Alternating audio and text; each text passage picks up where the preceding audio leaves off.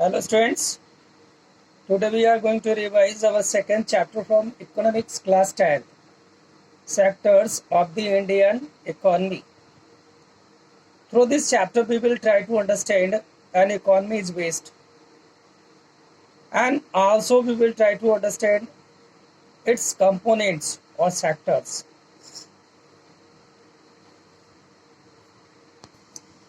We will learn three types of classification of economy, that is primary, secondary, tertiary, organized, unorganized, and public, private. So to understand these all in a better way, try to relate the topics in our daily life, we also will get familiarized with a few fundamental concepts such as gross domestic products, employment, etc. Sectors of economic activities. Sectors defines a large segment of economic in which businesses share the same or a related products or services. Those activities which generates some income are known as economic activities. For example, a computer engineer creating software for profit in making money from his work. Division of economic activities. Primary sector related to farming activities. Secondary sectors related to manufacturing. Tertiary sector provides support to other two sectors. When we produce a good by extraction and collection of natural resources, it is known as primary sectors. For example, farming, forestry, hunting, fishing, and mining. This secondary sector covers activities in which natural products are changed into other forms through ways of manufacturing. It is the next step after primary. Some manufacturing processes are required here. It is also called the industrial sector. For example, using cotton fiber from the plant, we spin yarn and weave cloth. Using the sugar cane as raw material, we make sugar or gur. Tertiary sector includes activities that help in the development of the primary and secondary sectors. These activities by themselves do not produce a good, but they are an aid or support for the production process. It is also called the service sector.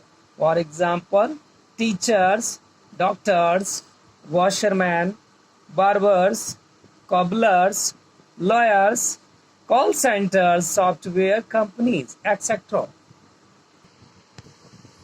Comparison of three sectors of the economy through productivity and product population. As thousands of economic activities going around in all three sectors, it makes almost impossible to take account of every such activities.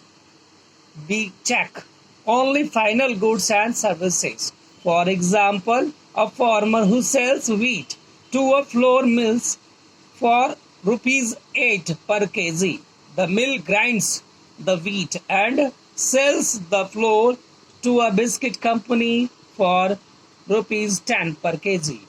The biscuit company uses the flour and things such as sugar and oil to make 4 packets of biscuits.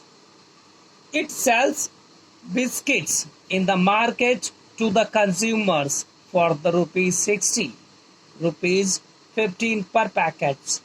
Biscuits are the final goods, that is goods that reach to the consumers.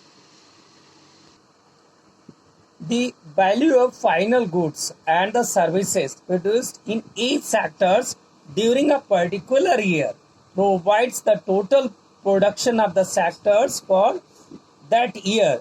The sum of production in the three sectors gives GDP, gross domestic product of a country.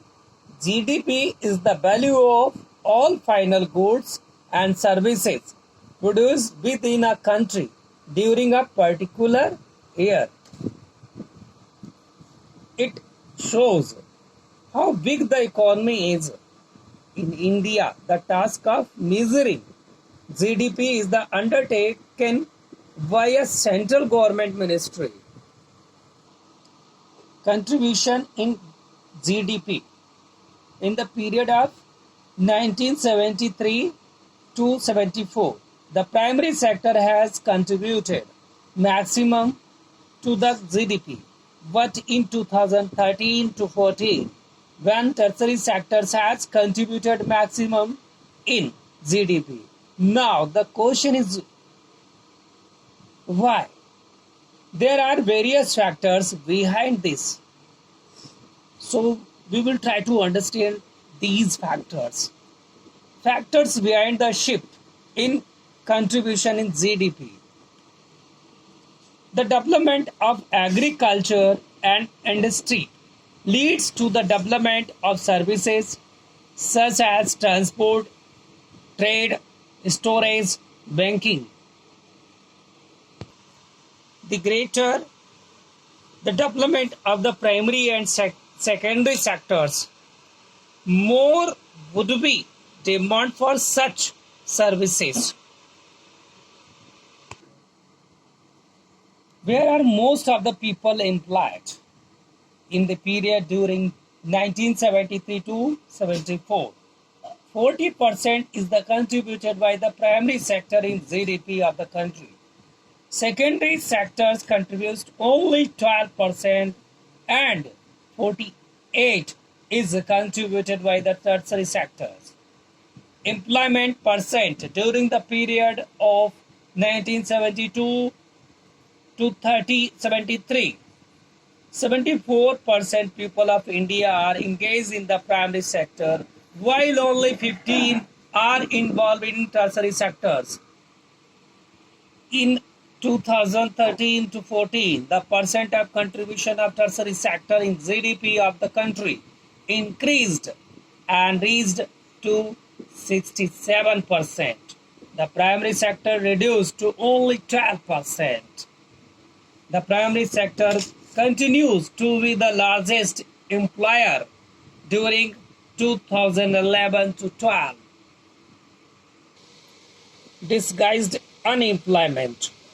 More people engaged in agriculture than the necessity. This kind of underemployment is hidden in contrast to someone who does not have a job and is clearly visible as the unemployed. It is also called disguised unemployment. How to create employment? Granting loans at lower interest rate, investing in infrastructure such as building a dam at suitable place, increasing efficiency of transportation and storage, promoting small-scale industries such as mills, honey collection centers, emphasis on education and training center, identifying potential of an area. For example, an area can be developed as tourist site. Government welfare schemes like making well or pump near farms, providing electricity, building hospitals. Mahatma Gandhi National Rural Employment Guarantee Act 2005.